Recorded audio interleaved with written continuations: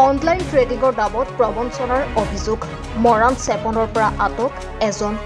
আটক জেবিপথৰ সঞ্জীৱ মজুমদাৰ উৰফে চুনু নামৰ লোকজন সম্প্ৰতি মৰাণহাট আৰক্ষীয়ে সোধপোছ কৰিছে লোকজনক এই মুহূৰ্তত সেই খবৰ জনাইছো অনলাইন ট্ৰেডিঙৰ দাবত প্ৰবঞ্চনাৰ অভিযোগ উত্থাপন হৈছে এজন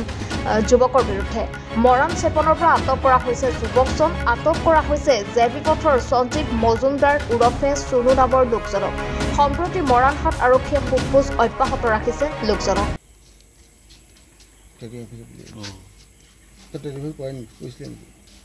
কৰি আছিলে কিন্তু যিবিলাক তেখেতে নিজে কৰিছিলে নিজৰটো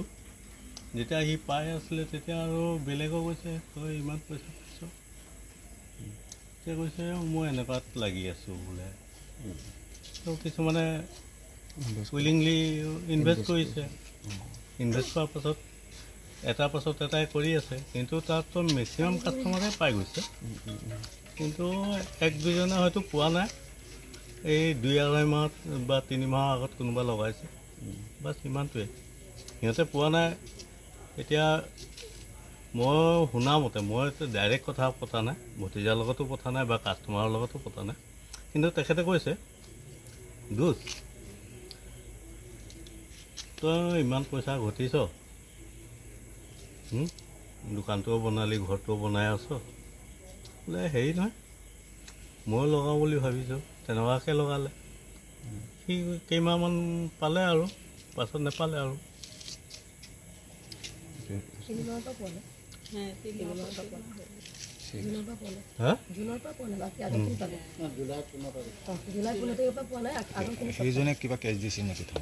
সেইটোও গম নাপাওঁ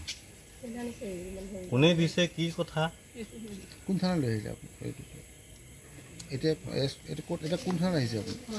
মই এতিয়াতো চৰাইদেউ মানে যিটো মানে মৰাণৰ ঘৰত সেইটোৱে ক'লে যে মৰাণত লৈ গৈছে আৰু কৈ আহিলে যে কিছু দেৰি পাছত পঠিয়াই দিম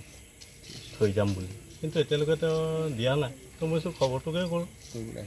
মইতো দোকানত আছে মোৰ বজাৰতে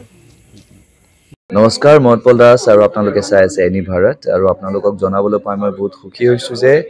আমাৰ সকলোৰে মৰমৰ শ্ৰদ্ধা জুবিন গাৰ্গৰ গীতসমূহৰ ভিত্তিত এটা খুব সুন্দৰ ৰিয়েলিটি শ্ব' এনি ভাৰতে আয়োজন কৰিছে জুবিনৰ গানে কি আনে এই প্ৰথম ছিজনটোত অডিশ্যনছ আৰম্ভ হ'ব আগষ্টৰ পৰা অসমৰ বিভিন্ন জিলাত গতিকে মই সমূহ কলাকুশলী বিশেষকৈ যিসকল প্ৰতিভাশীল গায়ক গায়িকা আছে আমাৰ সমাজত তেওঁলোকলৈ মই এটা আহ্বান জনাইছোঁ তেওঁলোকে প্ৰস্তুত হওক এই ৰিয়েলিটি শ্ব'ৰ বাবে আৰু তাৰিখটো হৈছে